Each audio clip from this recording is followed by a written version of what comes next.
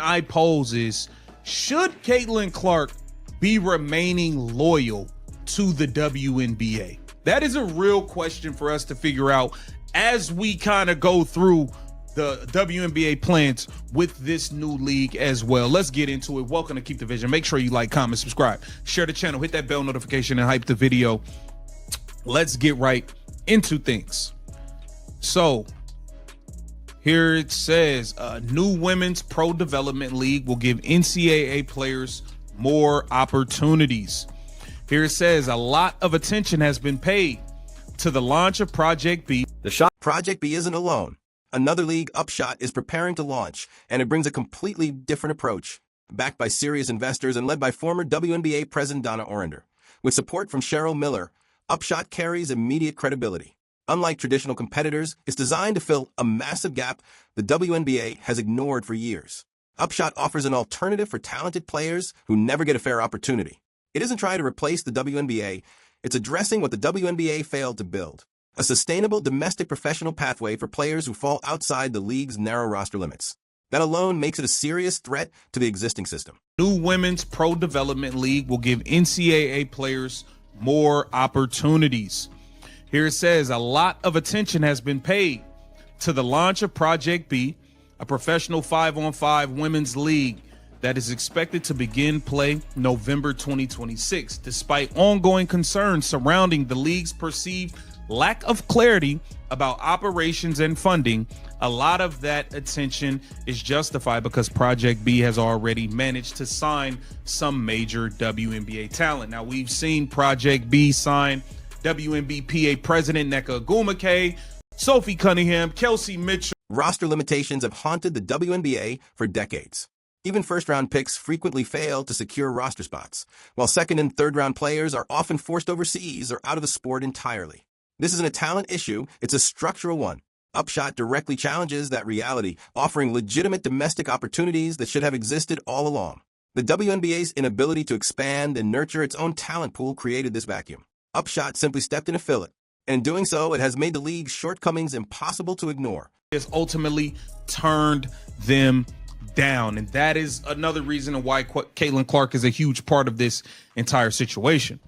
Here it says, but there's another professional basketball, women's basketball league debuting in the summer of 2026. And this one may mean more to players who will be leaving college that month. Upshot, which is backed by Zoyer Sports and Entertainment, will begin its season in May 2026. The league will be led by former WNBA president Donna Orender and has the financial backing of a group that includes Cheryl Miller. Perhaps more importantly, it's being described as a type into this. So imagine this for a moment.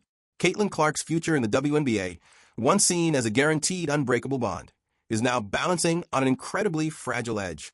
Her loyalty to the league, something fans never questioned, is facing its toughest test yet. We're watching a perfect storm form in real time. On one side, a league that appears increasingly careless and disconnected. On the other, powerful new opportunities emerging that could completely change the game. This isn't just making the idea of an exit possible. It's making it feel disturbingly realistic. The WNBA is standing at a true crossroads, a moment that could define its future. And the most alarming part? Their biggest star, their most valuable asset, may already be quietly considering her options.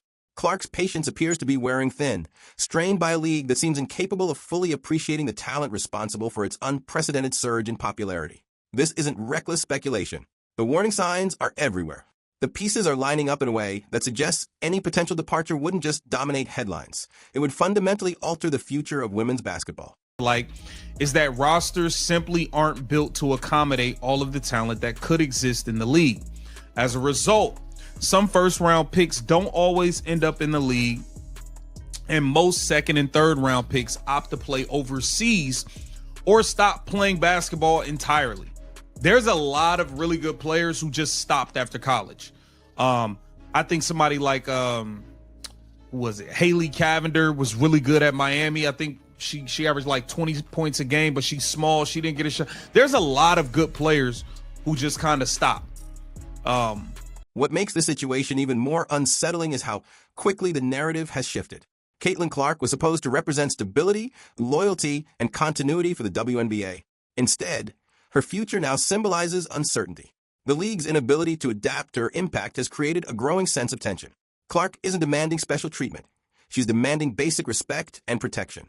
Yet time and time again, the league has failed to meet even that standard. This moment feels like a defining test, not just for Clark, but for the WNBA itself. If a league cannot properly support the player responsible for record-breaking viewership and historic engagement, what does that say about its long-term vision? Clark's continued commitment is no longer guaranteed. Her loyalty, once unwavering, is being slowly eroded by institutional missteps and silence. And when loyalty meets neglect, history shows us that separation often follows. And Wave and those who just missed the draft entirely. Now, there's plenty of good players. We saw Bree Hall get drafted from the University of South Carolina, get drafted by the Indiana Fever, and get cut in training camp. The Upshot League would be a good developmental place for them to be able to keep eyes on her, for her to be able to play and develop and be able to get called up to the W. I think it would be a really, really good idea. The inaugural Upshot season is 4 months, something that could drain athletes since there are only 4 teams, 20 games that will be played at home, and 20 games will be played on the road. So this is... At the center of this growing instability lies the ongoing WNBA-CBA negotiations, or more accurately, the complete lack of transparency surrounding them. The silence has been deafening. No updates, no reassurance, no clarity. Fans and players alike are left wondering whether a season will even happen. That level of uncertainty is dangerous, especially in a league fighting to maintain momentum. When instability becomes the norm, star players inevitably begin exploring alternatives. A league that projects confusion and hesitation practically invites its biggest names to reconsider their future. This isn't a minor inconvenience, it's a structural threat. The cracks are becoming impossible to ignore, and the league's foundation feels increasingly fragile. For someone like Caitlin Clark, whose influence extends far beyond the court, committing long-term to such an unstable environment becomes a serious risk. $20 million via other leagues. From Unrivaled, Project B, Ice Cube, and the Big Three, she's turned down over $20 million, right? Now, granted, she's making a lot of money in endorsements and all that good stuff, but $20 million is $20 million. That's a lot of money to turn down. My thing is this, and this is the question I pose. Should Caitlin Clark continue to turn down money and offers from these other leagues to stay loyal to the WNBA? Really think about it. Now, I'm just trying to... Into this uncertainty steps Project B, a serious 5-on-5 women's league set to launch soon. Early skepticism around funding and structure quickly disappeared as Project B began securing high-profile WNBA talent. Established names like Nneka Ogwumike, Sophie Cunningham, Kelsey Mitchell, and Liz Thomas have already made the move. This isn't casual player movement, it's validation. Project B's ability to attract elite talent proves its financial strength and long-term ambition. It's directly challenging the WNBA's dominance and offering players something they've rarely had: leverage. Even more telling, Project B reportedly made a massive multi-million-dollar offer to Caitlin Clark. She turned it down not because it lacked value, but because of her lifelong dream of playing in the WNBA. That decision wasn't blind loyalty. It was trust. And that trust is now being tested by the league itself. Being targeted, being disrespected, having all of her fans called racist no matter what race they are. She's been the most flagrantly fouled player in the league. They don't call any fouls for her. All the players are jealous of her and take shots at her.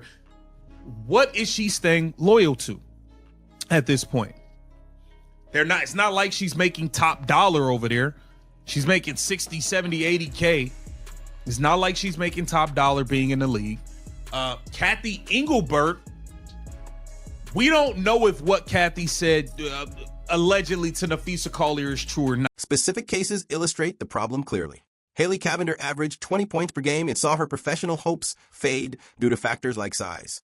Others, like players drafted only to be cut weeks later, faced immediate career uncertainty. Upshot offers these athletes a second chance, a professional stage to remain relevant, visible, and competitive. And this brings us back to Caitlin Clark. Despite turning down more than $20 million from rival leagues, she earns a fraction of that in the WNBA. Her loyalty is rooted in a childhood dream. But dreams don't justify neglect, disrespect, or unsafe conditions. Clark has endured excessive physical targeting, inconsistent officiating, media hostility, and organizational silence. The league's failure to protect its biggest star sends a devastating message. At some point, loyalty becomes self-sacrifice. And if the WNBA continues on this path, Clark's eventual exit won't be shocking. It will be inevitable. Not because she abandoned the league, but because the league failed her. True or not, we don't know. But what we do know is Kathy Engelbert has been negligent when it came to Caitlin Clark. She wasn't ready. She didn't even make sure that Caitlin Clark was on the damn Olympic team.